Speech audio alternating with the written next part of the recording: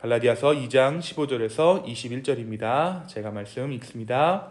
우리는 본래 유대인이요 이방 죄인이 아니로되 사람이 의롭게 되는 것은 율법의 행위로 말미암음이 아니요 오직 예수 그리스도를 믿음으로 말미암는 줄 알므로 우리도 그리스도 예수를 믿나니 이는 우리가 율법의 행위로서가 아니고 그리스도를 믿음으로써 의롭다함을 얻으려 함이라. 율법의 행위로서는 의롭다함을 얻을 육체가 없느니라. 만일 우리가 그리스도 안에서 의롭게 되려 하다가 죄인으로 드러나면 그리스도께서 죄를 짓게 하는 자냐? 결코 그럴 수 없느니라. 만일 내가 헐었던 것을 다시 세우면 내가 나를 범법한 자로 만드는 것이라. 내가 율법으로 말미암아 율법에 대하여 죽었나니 이는 하나님에 대하여 살려 함이라. 내가 그리스도와 함께 십자가에 못 박혔나니 그런즉 이제는 내가 사는 것이 아니요 오직 내 안에 그리스도께서 사시는 것이라. 이제 내가 육체 가운데 사는 것은 나를 사랑하사 자기를 위하여 자기를 버리신 하나님의 아들을 믿는 믿음 안에서 사는 것이라. 함께 읽습니다. 내가 하나님의 은혜를 패하지 아니하노니 만일 의롭게 되는 것이 율법으로 말미암으면 그리스도께서 헛되이 죽으셨느니라. 아멘. 계속해서 갈라디아서 말씀을 묵상하는데요. 오늘 우리가 함께 나눌 이 본문의 말씀에서 많이 본 말씀이시죠. 왜 그러냐면 사람들이 참 이 말씀 많이 외우기도 하고 인용도 많이 합니다. 바울이라는 한 사람의 신학의 핵심을 담고 있는 본문이 오늘 이 갈라디아서 2장의 말씀이에요. 동시에 우리가 함께 묵상하고 있는 이 갈라디아서 전체의 정점이라고 할 수 있는 말씀이 바로 오늘 이 말씀입니다. 그런데 여기서 여러분 한 가지 짚고 넘어갈 것이 있어요. 바울은 이 편지를 쓰면서 내가 이제 나의 신학의 핵심을 내가 한번 정리해야겠다. 오늘 내가 좀 중요한 말을 써야겠다라는 마음으로 글을 쓴 것이 아니라는 거죠. 여러분 이 갈라디아서를 비롯한 바울의 편지들은 신학 교과서가 아니죠.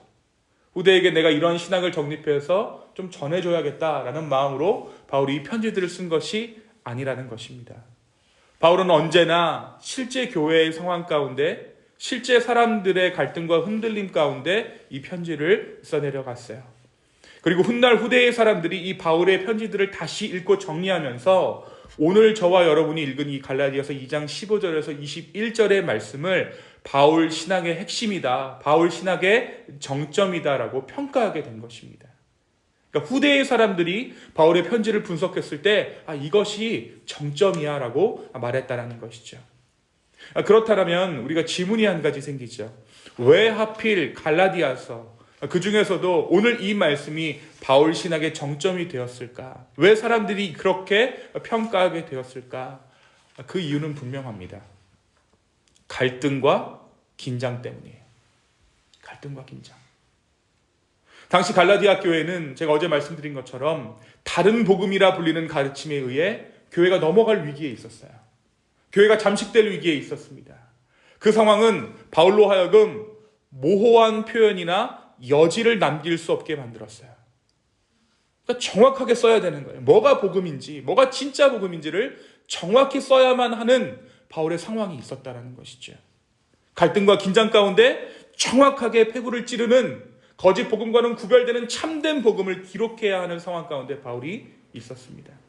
지금 이 자리에서 분명하게 말하지 않으면 복음 자체가 흐려질 수 있는 상황이었기 때문에 그렇죠. 그래서 바울은 가장 정제된 언어로 가장 확실한 복음을 말할 수밖에 없었습니다. 오늘 저와 여러분이 읽은 이 선언은 바울의 신학적 지식에서 나온 문장이 아니라 더 이상 물러설 수 없는 자리에서 터져나온 복음의 고백인 것이죠. 여러분 이 사실은요, 오늘 이 아침 저와 여러분에게 아주 귀한 진리 하나를 선물해 줍니다. 우리는 보통 삶을 계획하며 살아가지만 정작 인생에서 가장 확실한 것을 붙잡게 되는 순간은 계획이 잘 작동할 때가 아니라 삶이 흔들릴 때라는 거예요. 이 바울 신학의 정수가 갈등과 긴장 가운데 터져 나왔던 것처럼 위기의 순간에야 비로소 무엇이 진짜 붙들 가치가 있는지 선명해진다는 것이죠. 물론 그때는 잘 모릅니다. 한참 힘들 때는 몰라요. 정신없이 지나갑니다. 그런데 시간이 지나 돌아보면 내가 가장 힘들었고 가장 막다른 길에 서 있었다라고 느꼈던 바로 그 자리에서 내가 가장 뚜렷한 하나님을, 가장 정확한 하나님을 붙들고 있었음을 발견하게 되는 것이죠.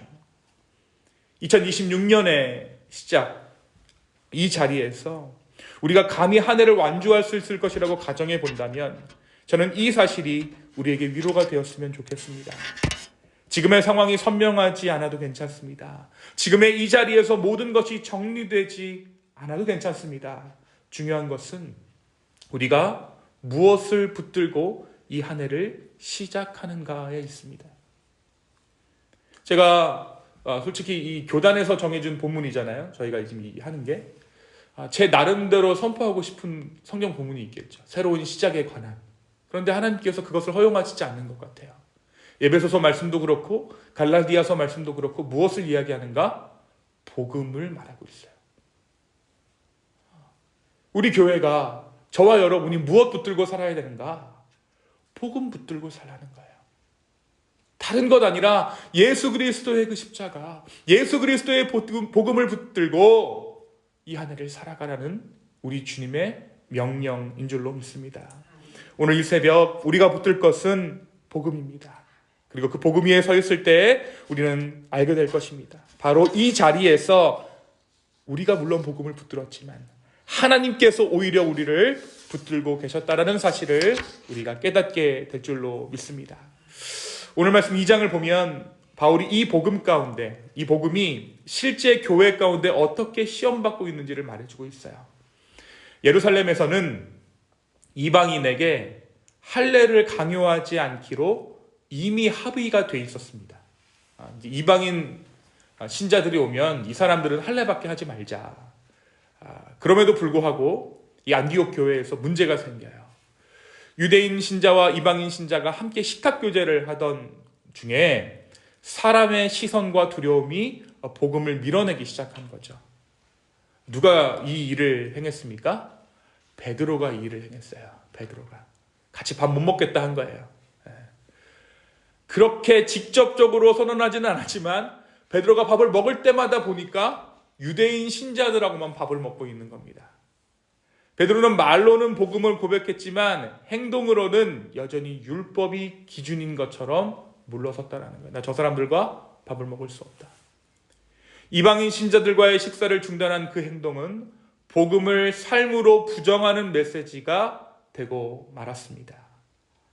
바울은 이 사건을 어떤 예의나 문화의 사건으로 보지 않았습니다.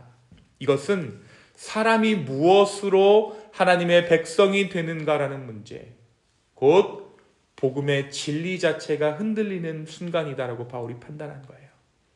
그리고 바울이 공개적으로 맞섭니다. 그리고 바로 그 자리에서 오늘 우리가 읽은 갈라디아서 2장 15절부터 21절의 고백이 흘러나오게 되는 것이죠. 우리가 본래 유대인이요 이방 죄인이 아닙니다. 이 말은 바울이 율법을 가볍게 여기기 때문에 이런 주장을 하는 것이 아닙니다라고 말하는 거예요. 내가 율법이라는 것이 가볍게 여기지 않는다. 율법은 하나님의 법이다. 하나님께서 하나님의 백성답게 살라고 허락하신 거룩한 하나님의 법이다라고 말하는 것이죠. 바울은 유대인으로 태어났고 율법의 전통 가운데 자라났으며 율법이 하나님의 백성을 어떻게 구별해 있는지를 누구보다 잘 아는 사람이었습니다. 바로 그런 바울이 단언하는 것이죠.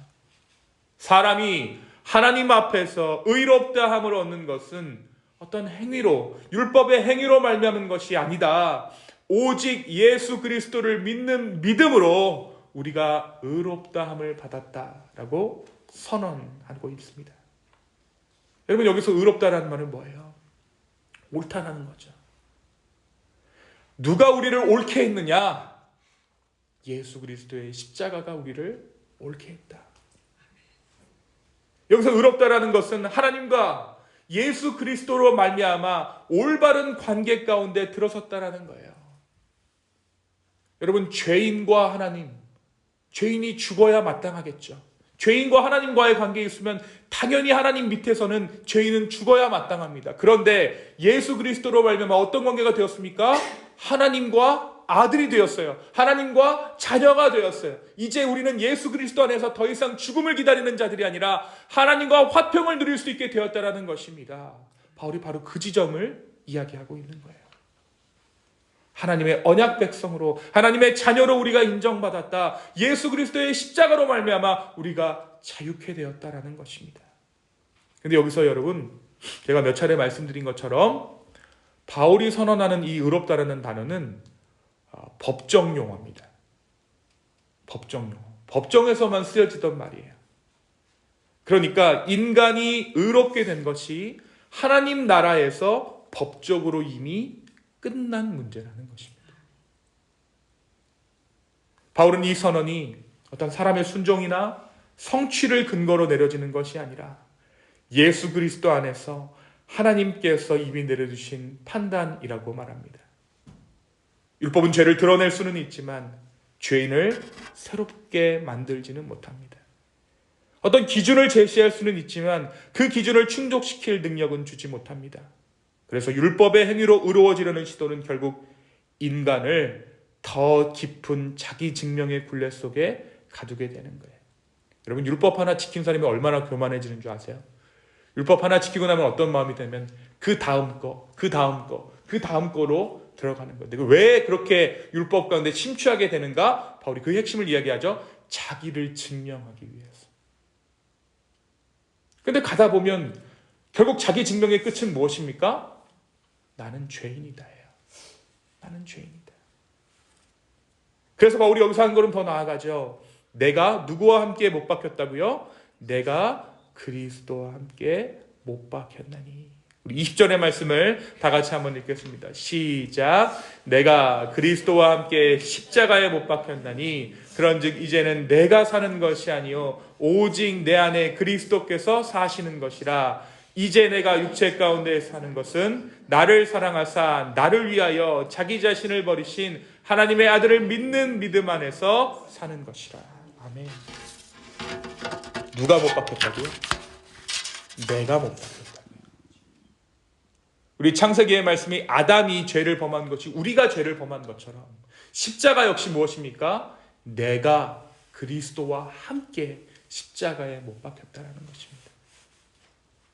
율법을 통해 자신을 증명하려 했던 옛 자아, 하나님 앞에서 스스로를 변호하려 했던 나는 이미 십자가에서 끝났다라는 것입니다. 이제 더 이상 바울은 나의 의로움으로 살지 않습니다. 이제는 내가 사는 것이 아니요 오직 내 안에 그리스도께서 사시는 것이라. 믿음으로 의로워진다라는 것은 하나님 앞에서 더 이상 나 자신을 근거로 삼지 않아도 된다는 것을 의미하는 것이죠. 영원한 자유 가운데로 들어가는 것입니다. 그래서 바울은 지금 내가 육체 가운데 사는 것은 나를 사랑하사 나를 위하여 자기 자신을 버리신 하나님의 아들을 믿는 믿음 안에서 사는 삶이다 라고 말하고 있습니다. 바울은 이 고백을 이렇게 마무리해요. 내가 하나님의 은혜를 패하지 아니하노니 만일 의롭게 되는 것이 율법으로 말미암으면 그리스도께서 헛되이 죽으셨느니라. 여러분, 우리가 율법대로 살아간다는 것, 율법으로 우리가 나의 의로움을, 나의 행동으로 나의 어떤 것으로 의로움을 증명하는 것이 뭐냐면 십자가를 부정하는 것이다라는 것이죠. 예수 그리스도의 죽음을 헛되게 만드는 것이다 라고 바울은 이야기하고 있는 것입니다.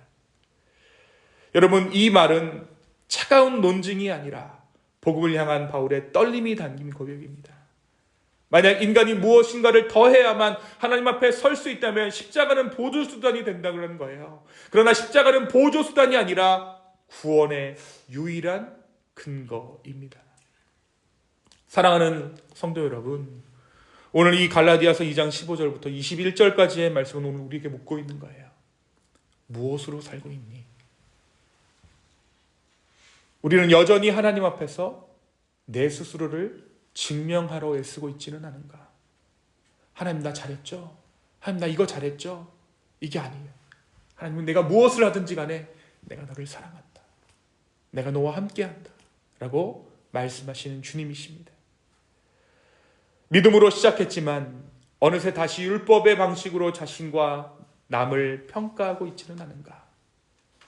바울은 분명히 이야기합니다. 믿음으로 의로워진다라는 것은 느슨해지는 것이 아니라 은혜 위에 굳게 서는 것입니다. 그리고 우리가 그 예수 그리스도의 은혜 위에 설 때 우리는 비로소 자유롭게 하나님을 사랑하며 살아갈 수 있을 것입니다. 사랑하는 성도 여러분, 2026년 한 해를 나의 의로움으로, 나의 무엇으로 채우는 것이 아닌 하나님의 은혜로 채워가는 저와 여러분 되었으면 좋겠어요. 내가 살지만 그리스도가 사는 믿음으로 살 때 올 한 해는 주님의 열매로만 남게 될 줄로 믿습니다. 여러분, 이 은혜를 경험해야 합니다. 이 은혜를 경험해야 돼요. 아, 하나님, 모든 것이 주님의 은혜였습니다 라는 이 고백이 진짜 우리의 고백으로 터져나오는 그러한 진정한 복음의 경험이 저와 여러분에게 있기를 예수님의 이름으로 축원합니다. 이 시간 함께 기도하겠습니다. 주님이 바울의 고백, 그런즉 이제는 내가 사는 것이 아니요 오직 내 안에 그리스도께서 사시는 것이라는 이 고백이 우리 모두의 고백되게 하여 주시옵소서.